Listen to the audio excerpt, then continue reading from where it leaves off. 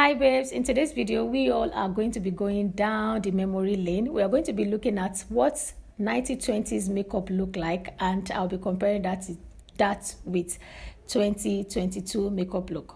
So guys, for 1920, thin brows was a thing then, so I had to cover my brows so I don't risk my brow hairs for the thin brows. For the eyes is usually very dark. Smoky eye was a staple then, and a strong lashes, not false lashes, but I had to use false eyelashes to imitate that because that is what I could find at the time I was recording this video.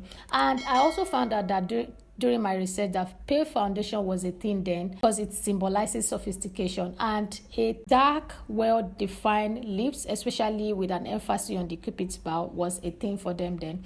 So over to 2022. 2022 is the year where foundation was selected based on our skin undertone, our skin tone, and it is a base for the rest of makeup to really look nice on.